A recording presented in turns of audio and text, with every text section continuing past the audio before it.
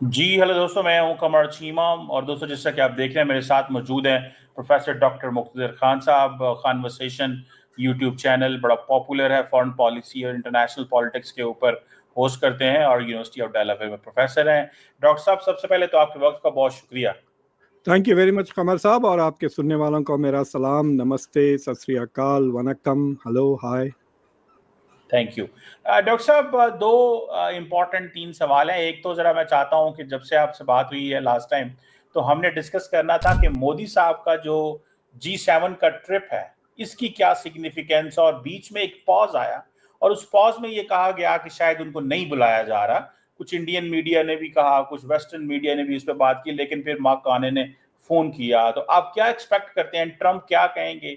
और दूसरा, और मोदी साहब से जब मुलाकात होगी, और दूसरा ये भी बात करना चाहता हूं, जो जनरल माइकल कुरेला जो है सेंटकॉम चीफ ने senate, I think house foreign armed force services committee को जो ब्रीफिंग दी है, उसमें भारत और पाकिस्तान के दरमियान उन्होंने कहा है कि हम ये नहीं हो सकता कि हम ताल्लुकात पाकिस्तान से रखें और भारत से न रखें और भारत से रखें, तो पाकिस्तान से हमें दोनों के साथ लेके चलना है। How do you see this statement and Modi साहब ट्रिप टू कनाडा? तो पहले G7 की बात करते हैं। तो मेरी शुरू से कई सालों से, मैं एक 3-4 साल से कह रहा हूं कि G7 को G8 बन जाना चाहिए। India should become part of G8। G7 की जो स्टैचर है, G7 is the world's top 7 economies which are also democracies. तो इसलिए चाइना इज नॉट इंक्लूडेड, क्योंकि चाइना हालांकि द सेकेंड बिगेस्ट इकोनॉमी है। इनफैक्ट अगर आप अमेरिका को निकाल दें तो बाकी के जो G6 जो बच जाते हैं, वो एग्जैक्टली चाइना के साइज के हैं इन टर्म्स ऑफ इकोनॉमी, और पॉपुलेशन में 1 बिलियन कम है चाइना से, जो G6 हैं विदाउट द यूएस। तो I think India should be part of it, because India is now the fourth biggest economy, or India is also a democracy to some extent. तो it's a हैरत की बात है कि India has not pushed for it. हालांकि 20-25 साल से India is been invited regularly, Manmohan Singh भी अटेंड करते थे, और उसके बाद 2019 से लगातार प्राइम मिनिस्टर मोदी भी अटेंड कर रहे हैं G7 की समिट्स वगैरह। तो इट इज, देखिए, जो होस्ट कंट्री होती है, they get to invite other than the G7 members. तो जैसा कि पिछले साल मेलोनिया थी इटली में, तो शी इनवाइटेड नरेंद्र मोदी। पिछले साल was very important, it was the 50th summit, ये 51st समिट है, और 7th time Canada is the president of G7। तो इंडिया को तो इस ग्रुप में होना ही चाहिए because of the size of the economy and defence. But देखिए, अमेरिका और वेस्टर्न कंट्रीज का चक्कर ऐसा होता है कि there is always an unwritten qualification. मतलब वो प्रिटेंड बहुत करते हैं कि हम सेक्युलर और यूनिवर्सल हैं, but there is always a racist and a Judeo Christian underpinning उनके हर एजेंडा में। अगर आप पुराने यूरोपियन यूनियन के डॉक्यूमेंट्स निकाल के लगें, तो एटलीस्ट उस जमाने में खुल के कहते थे this is going to be a Christian fortress, इस तरह से। तो G7 is not just a top 7 economies, it's also the West. ये है कोर ऑफ द वेस्ट है, ये नेटो है, सारे के सारे जापान के अलावा नेटो है, और Japan is a military partner of the US, alliance है बाकायदा यूएस के साथ। So these are all military allies of the United States. ये G7 is the core of the west, इसलिए इंडिया को अभी तक इन्वाइट नहीं किया to join, because India is not a Western country, India doesn't want to be a Western country। और मुझे लगता है कि one precondition, अगर suggestion भी आया, तो India will have to leave places like SCO, BRICS वगैरह में वो नहीं रह सकते भाई। So India will have to pick a side, फिर वो strategic autonomy वाली बात खत्म हो जाती। कार्नी का सिचुएशन ये है कि there is a lot of opposition inside Canada to invite Modi. तो आपने रिपोर्टर्स वगैरह के सवाल जवाब से तो देख लिए कि they already are labelling this as a controversial invitation. लेकिन कनाडा जो है सो फंस गया है between the rock and the hard place, कह सकते हैं आप। कनाडा का प्रॉब्लम अमेरिका है सबसे ज़्यादा। हाँ, तो अमेरिका जब तक अमेरिका का साथ था कनाडा सबसे लड़ने तैयार था because it was the most powerful country, most powerful economy, right. अगर आप अमेरिका को निकाल दें G7 से तो कोई पलट के भी नहीं पूछेगा इनको। They are nothing without the US. तो कनाडा का प्रॉब्लम ये हो गया कि मतलब कनाडा का तेरे एग्जिस्टेंशियल थ्रेट हो गया है because by calling 51st state वो तो एनेक्सेशन की बात कर रहे हैं, यानी एज ए कंट्री वो एग्जिस्ट ही नहीं करेगा। तो आई एम क्वाइट अम्यूज, मजा आएगा अगर ट्रम्प ये चीज वहां जाकर बोले कनाडा में बोले देखो मैं ये ऑफर करता हूँ, ये ऑफर करता हूँ, आप ज्वाइन कर लें, तो जब देखेंगे कार नहीं। So because now Canada can not rely on the US, वो बाकी के जो 3 बड़े इकोनॉमीज है उनके पीछे भाग रहा है। So Carney is trying to reset relations with Europe, और यूरोप से इस हद तक बढ़ गई है बात कि ही आस्किंग कि मैं EU ज्वाइन कर सकता हूं या नहीं। So Canada now wants to join the European Union, और बाज लोग कह रहे हैं यस, बाज लोग कह रहे हैं कि भाई ये यूरोपियन यूनियन है, कनाडा कहाँ से आ गया यूरोप में। So there is going to be a discussion at least कि will Canada be included in EU, ये बात हो रही है। और कनाडा कह रहा है कि I am more like EU then not US, तो US में मर्ज होने के बजाय वो EU में मर्ज होना चाह रहा है। That's one issue. तो कनाडा काफ़ी करीब आ गया है पिछले 1-2 महीने में यूरोप के साथ। और एक मुद्दा जिस पे काफ़ी interestingly he is collaborating with France and Britain, Israel को लेकर है। तो फॉर एग्जांपल अभी तीनों मुल्कों ने सैंक्शन कर दिए 2 मिनिस्टर्स को, ऑस्ट्रेलिया, न्यूजीलैंड और फ्रांस, कनाडा और बरतानिया। तो पिछले 3-4 हफ्तों से ये तीनों मुल्क Canada, France and UK are having very intense discussions including about Israel, और उन्होंने धमकी दी है कि they will recognise the Palestinian state. तो एकदम एक किस्म से जियोपॉलिटिकल और स्ट्रेटेजिक कन्वर्जेंस हो रहा है between the leaders of Europe और द यूएस। हालांकि बरतानिया is not part of EU, लेकिन आपने सुना होगा ना, बरतानिया अब अपना डिफेंस बजट बढ़ा रहा है, न्यूक्लियर वेपन्स पे तवज्जो दे रहा है, they are trying to raise the budget to 3% of the GDP वगैरह। So and I'm preparing for war कह रहा है Starmer। So UK is trying to play that it is the new leader of Europe in the absence of America। तो America से हटने की वजह दूसरी चीज ली कियांग ने किया, जिस दिन उसने मोदी को फोन किया था इनवाइट करने के लिए G7, उससे एक दिन पहले उसने ली चियांग को फोन किया जो चाइना के नंबर 2 है, और उनके साथ रिलेशनशिप रीसेट करने की कोशिश की। और देखिए कनाडा के जो रिश्ते खराब हुए थे वो चाइना, इंडिया और सऊदी अरब के साथ हुए थे। तो अब के G7 के समिट के सऊदी अरब को भी बुलाया है उन्होंने। So Saudi Arab MBS also might be coming. I'm not very sure he's going to come or not, but invite to kiya hai. So what Canada is trying to do is trying to find a way to survive in a world where America is not its ally. तो इसलिए अब वो बोल रहा कि भाई India से ठीक ठाक करें रिश्ता। जो कार्नी ने जो जवाब दिया था प्रेस में, why are you inviting, he said India is the 5th biggest कहा उसने। Actually that is more accurate. India 4th biggest will become at the end of the year, साल के अंत में दिसंबर में बनेगा। वो जो प्रेडिक्शन है 4.187 4.186 वाले, वो IMF के end of the year prediction है। तो उसने कहा कि India is the 5th biggest economy, India is central to global supply chains, and therefore they want to have people to people relations भी बहुत सारे हैं।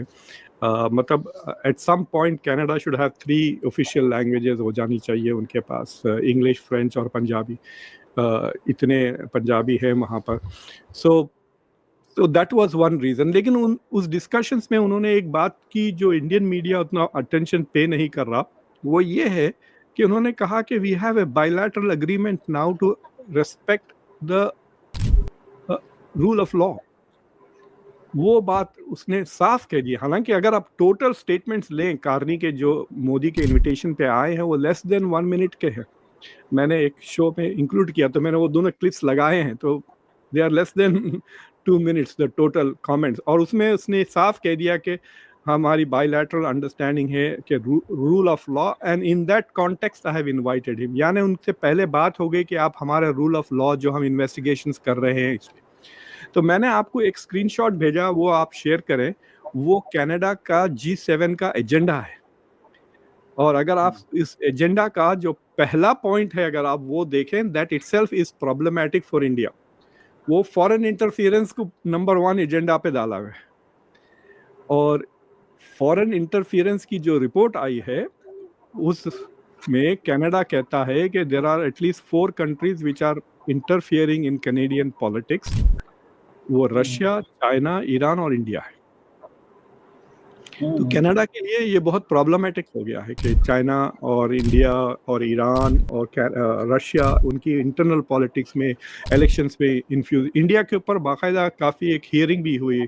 तो कनाडा की जो इंटरनल रिव्यू कमेटी थी उनकी रिपोर्ट आई जिस पे इंडिया पे काफ़ी तफसीलन था कि इंडिया पैसे कैसा खर्च करता है, इंडिया अपने डायस्पोरा को लेकर is trying to get people elected जो प्रो इंडिया है, इस तरह की। So they have categorized India as one of the 4 countries जो foreign interference करते हैं। हाँ, ये देखिए, उसको मैंने हाईलाइट भी किया, protecting our communities and the world, strengthening peace and security, countering foreign interference। ये नंबर 1 एजेंडा है। तो यानी इस पे बातचीत होगी and Prime Minister Modi will also have to talk about it। So let us see how it goes। सबसे interesting चीज़ जो होगी वहाँ पर, अगर प्रेस कॉन्फ्रेंसेस होती हैं तो कैनेडियन रिपोर्टर्स तो ज़रूर पूछेंगे निज्जर के ताल्लुक से नरेंद्र मोदी से। और दूसरा, अगर डोनाल्ड ट्रंप के साथ अगर बायलैटरल होता है मोदी का, अभी तक तो मुझे खबर नहीं मिली कि देयर इज़ अ कन्फर्मेशन के बायलैटरल होगा। If they have a bilateral and if there is reporters there, I guarantee you Trump फिर कह देगा कि my friend here Modi is so grateful to me for bringing ceasefire. उसके बाद अब मोदी क्या करते हैं वो देखे। So I think Modi is going to avoid being with Trump and reporters at the same time because कोई predict नहीं कर सकते, unpredictable है। वो इतना unpredictable हो गया कि शी जिनपिंग ट्रम्प से मिलने के लिए ही is putting conditions, बहुत strict conditions, क्योंकि वो जिस तरह से ज़ेलेंस्की के साथ सलूक किया गया और जो साउथ अफ्रीका के प्रेसिडेंट के साथ सलूक किया गया, प्रेसिडेंट साउथ अफ्रीका के खिलाफ तो झूठे मूठे बातें करके उसको इंसल्ट करने की कोशिश की ट्रंप ने। जो वीडियो जो ट्रंप ने बताए वो सारे फेक वीडियोस हैं। So I think there must be some concern कि आदमी अनप्रेडिक्टेबल है, कुछ भी कह सकता है and you can't because of the enormous power आप वापस में कुछ भी नहीं कर सकते, समझे। अगर ये ट्रूडो होता और वो टेढ़े मेढ़े बातें करते वहीं मुंह पर, आई एम श्योर मोदी टेढ़े मेढ़े बातें उनके साथ भी कर लेते, लेकिन ट्रंप के साथ यू कांट डू दैट। देखिए आप इलॉन मस्क ने माफ़ी मांग ली, अपने सारे डिलीट करके ना, कहते ना अब आया ना ऊँट पहाड़ के नीचे। $152 बिलियन का नुकसान हुआ है टेस्ला को जब से झगड़ा शुरू हुआ है ट्रंप के साथ। तो ट्रंप तो उसको बर्बाद कर दे सकता है। इनफैक्ट मुझे तो शक है कि इलॉन मस्क ने अपनी F1 से जब वो H1B को ट्रांसफर किया उसने from student to work visa, उसने कुछ लफड़ा किया है 1 साल का। They can go back and take away his citizenship. और मुझे लगता है Kash Patel is probably already investigating to check कि इसने कुछ इलीगली काम किया है या नहीं अमेरिका में।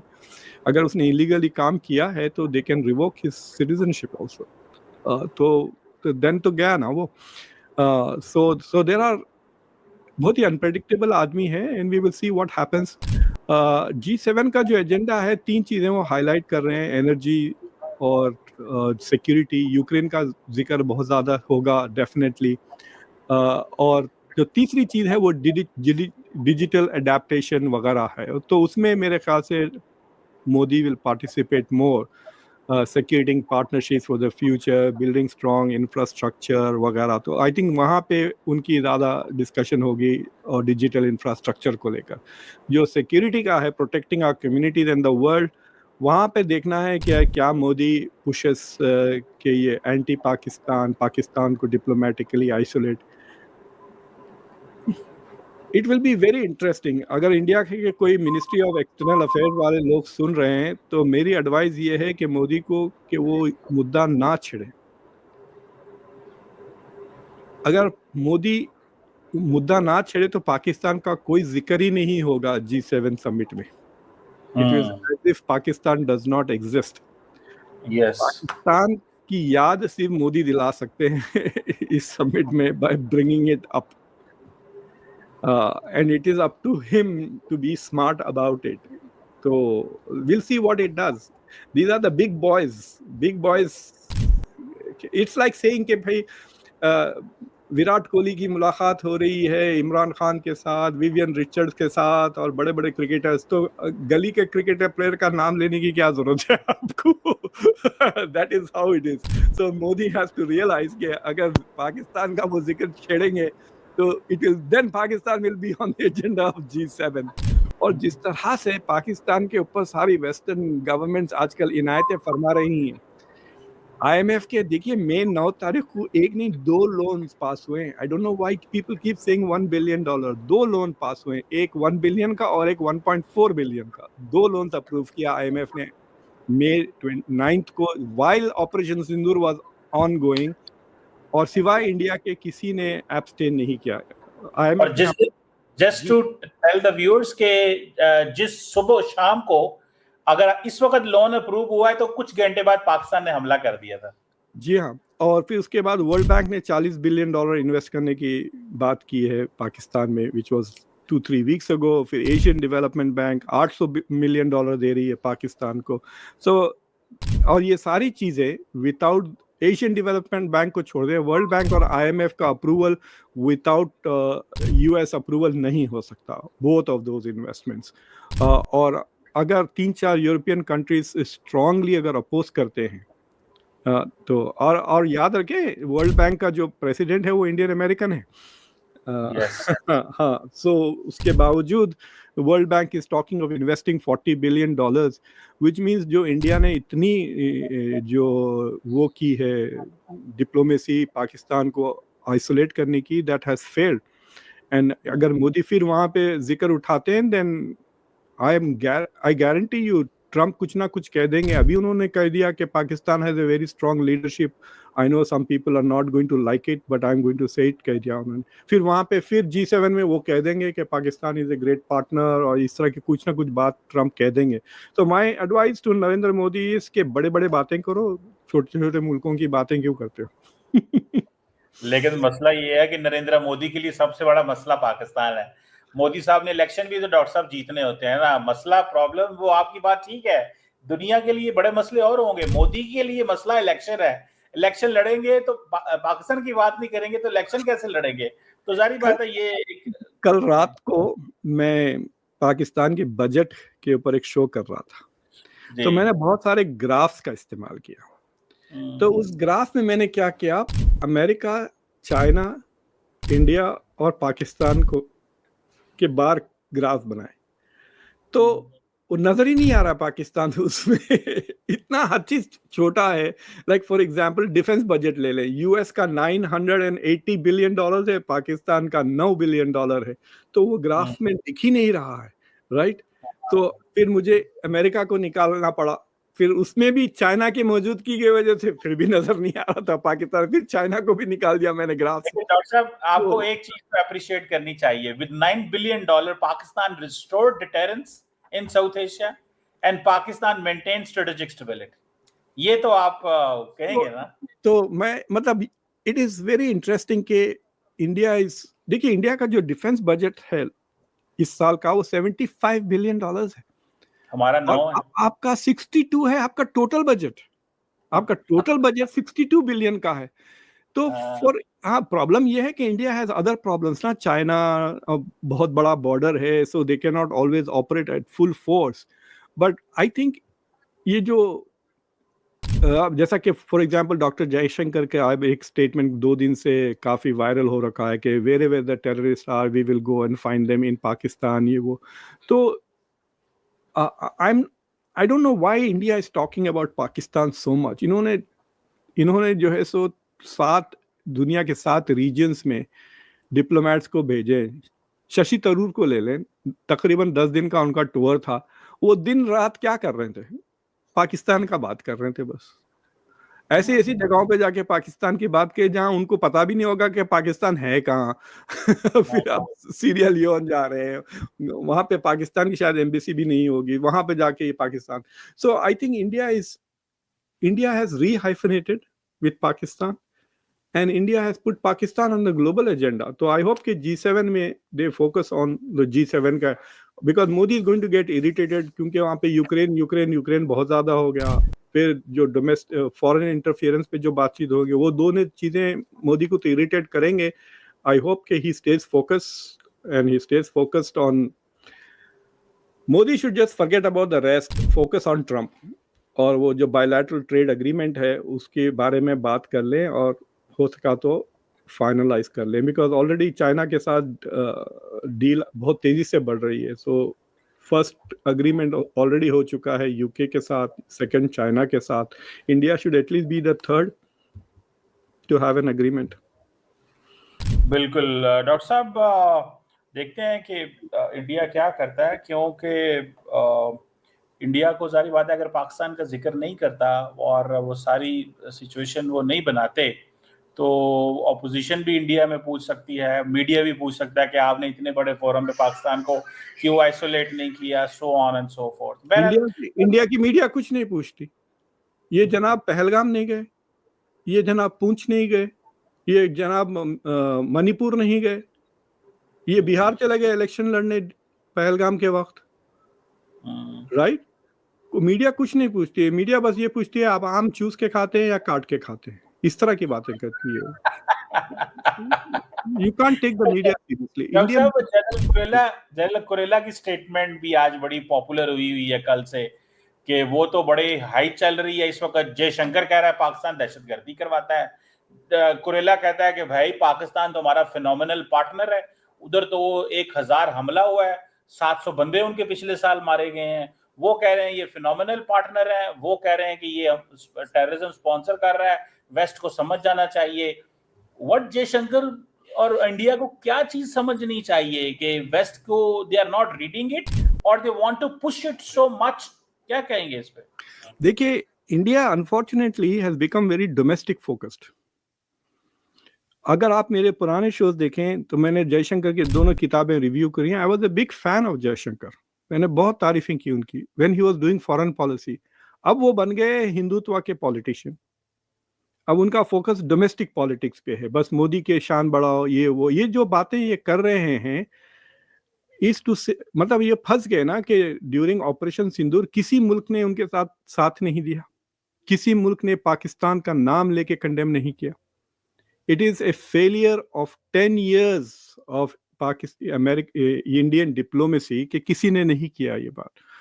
आपके पास एटलीस्ट 3 दोस्त थे जो आपकी मदद के लिए फौरन आ गए, टर्की, चाइना और अजरबैजान. इंडिया के लिए कोई नहीं आया. जिस तरह से ये 3 मुल्क ने पाकिस्तान को बैकअप किया, there is nobody backing India up. इतना इन्होंने डिप्लोमेसी पे, G20 पे करोड़ों खर्च कर दिए, SCO पे खर्च कर दिए, ये बहुत ज़्यादा खर्च किए इन्होंने एफर्ट्स ऑन डिप्लोमेसी. और इंडिया की मीडिया इतना बेकार होते हुए भी देयर इज दिस रियलाइजेशन ना कि has this diplomacy been successful. और जो इन्होंने जो डेलीगेशंस भेजे हैं मोदी ने, ऑल पार्टी डेलीगेशंस, उसका भेजने का मकसद ही ये था कि हमारी डिप्लोमेसी को जरूरत है, it needs a boost because it was not doing well. So that is one thing. दूसरी चीज ये है, मुझे आप ये बताएं कि कितने बार आपने मिलिट्री टू मिलिट्री कोलैबोरेशन देखा है. जिस तरह से पाकिस्तान और यूएस मिलिट्री के बीच में जो ताल्लुकात हैं, they are much stronger than US India military collaboration. India US की जो बातें होती हैं वो बड़े बड़े बातें होती हैं. हम AI पे कोलैबोरेट करेंगे, हम ये करेंगे, इन्वेस्ट करेंगे, इस तरह की बातें ज़्यादा होती हैं. दे आर डन बाय या तो अजीत डोवल या जयशंकर. मतलब अनिल चौहान कभी आए अमेरिका? CDS कोई इंडिया के चीफ ऑफ आर्मी स्टाफ आए हैं? So what I think is के on a daily basis there is some kind of military cooperation going on between Pakistan and USA. तो जनरल कुरेला का जो testimony थी to the Senate arm services committee, by the way मैंने भी उस committee को testify किया है एक बार. It's one of the highlights of my career to Senate arm forces committee के लिए.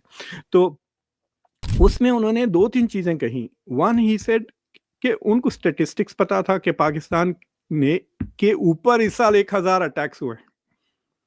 तो पाकिस्तान अब तो सोचिए, अगर आप के पास वो डेटा है तो वो कहेंगे अरे इंडिया को एक अटैक हुआ तो ये जंग कर रही है।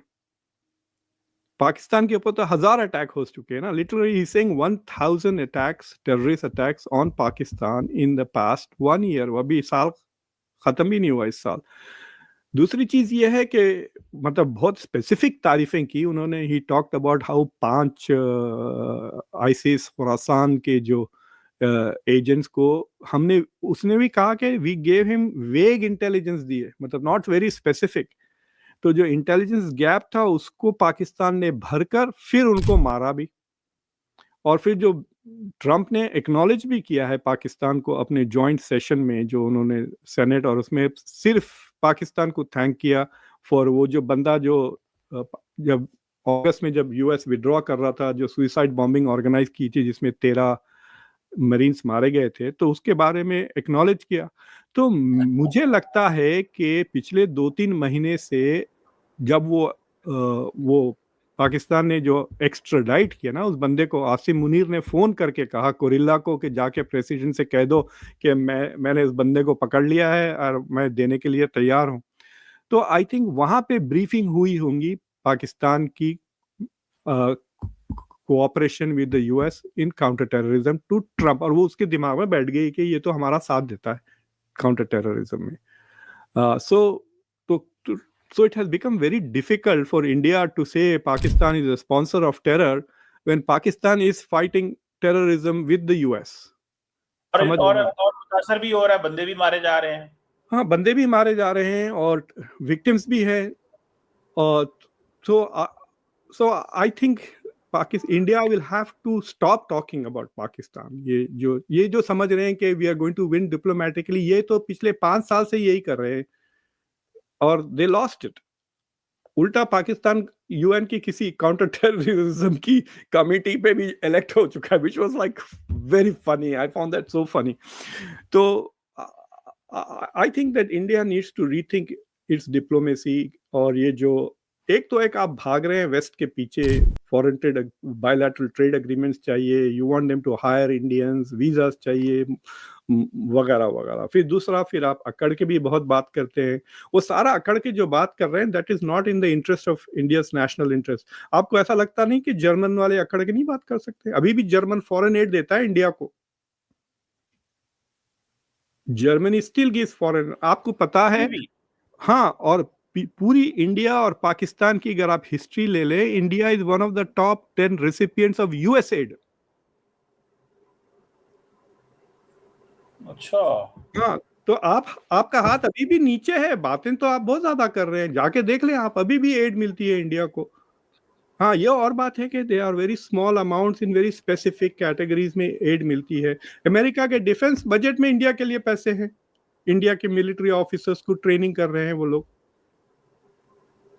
इंडियंस आके यहाँ पे ट्रेनिंग नहीं कर रहे हैं अमेरिका की मिलिट्री को, बट इंडिया की मिलिट्री ऑफिसर्स को, मिड लेवल के जो ऑफिसर्स हैं उनको अमेरिका ट्रेनिंग कर रहा है। बजट पे है बाकायदा यूएस के 2000 इस साल वाले नहीं, पिछले साल वाले में जाके देखे।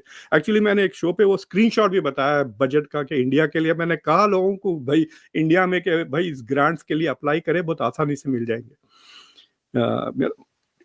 आप कह दो कि मैं 10 कर्नल्स को लेके आ रहा हूँ मेरे थिंक टैंक में, 2 दिन का सेमिनार है on the role of AI in warfare, future warfare, मिल जाएंगे पैसे आपको, because they are trying to improve the capacity of Indian arm forces. So I think कि ये जो जयशंकर जाके वो जो बड़े बड़े बातें करते हैं ना, वो डोमेस्टिक कंजम्पशन के लिए है, ताकि स्मिता प्रकाश वगैरह उसका वायरल कर दें और फिर बिहार में वोट मिले।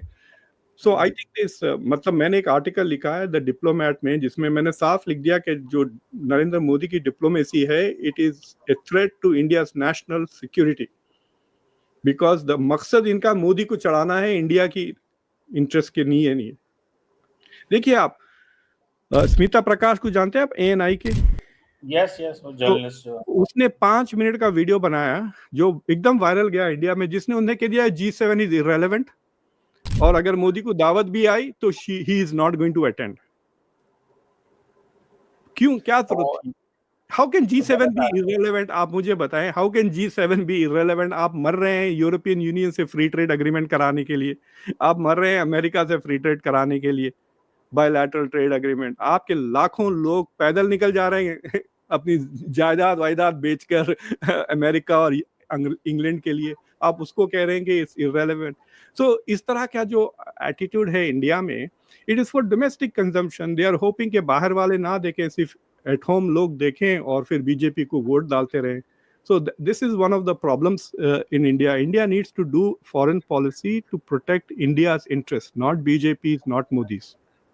बिल्कुल सही कह रहे हैं डॉक्टर साहब, बड़ी इंटरेस्टिंग कन्वर्सेशन है। पाकिस्तान के आर्मी चीफ भी जा रहे हैं, लेकिन पता नहीं आपको एजेंडे में क्या है उनकी, अभी तक समझ नहीं आ रहा। कई लोग कह रहे हैं कि 250 साल परेड जो है वो उस पे जा रहे हैं, अभी तक को कोई एजेंडा जारी नहीं हुआ है, एटलीस्ट हमें पता नहीं है।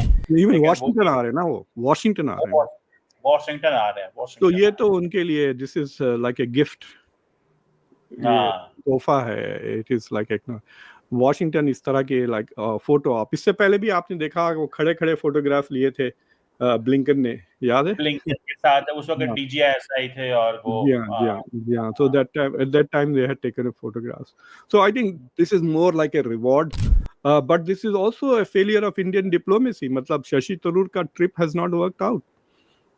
अगर आसिम मुनीर उसके एक हफ्ते के बाद आ रहे हैं वॉशिंगटन DC, तो अगर उनका गोल था to paint Pakistan as a terrorist state, then they have to maybe India should start calling America a terrorist state for supporting Pakistan. वो आजकल वो बहुत बुरे, हर वो कह रहे हैं IMF टेररिस्ट है, UN टेररिस्ट है, सारे टेररिस्ट हैं। फिर वो अभी ट्रम्प के पीछे पड़ गए थे, ट्रम्प वैसा है, ट्रम्प वैसा है। तो मैंने कहा वो अमेरिकन देख रहे हैं सारा कुछ, उनको पता है, वो खामोश हैं। वो वक्त आने पे वो कोई ऐसा पिटारा निकाले, पिटारे में से निकालेंगे, इनके लिए मुश्किल बन जाएगी। मुझे एक अरब फिलोसोफर ने एक बड़ी मजे की बात बोली थी, इजिप्शियन फिलोसोफर। इसे मुख्तसर अरबों का प्रॉब्लम ये है कि उनकी जबान उनकी लाठी से छोटी है। तो प्रॉब्लम यह है कि जिनकी लाठी बड़ी होती है ना, तो उनको ज्यादा बोलने की जरूरत नहीं पड़ती, क्योंकि आपको नजर आ जाती लाठी है। सोचिए आप कि आप किसी के साथ झगड़ा कर रहे हैं और एक बंदा आ जाता है क्लाशनिकोव लेके, आप खामोश हो जाएंगे because he doesn't need to say much. So west में आप देखें, यूरोपियंस ने ज्यादा बातें नहीं की, लेकिन मतलब they did not back India.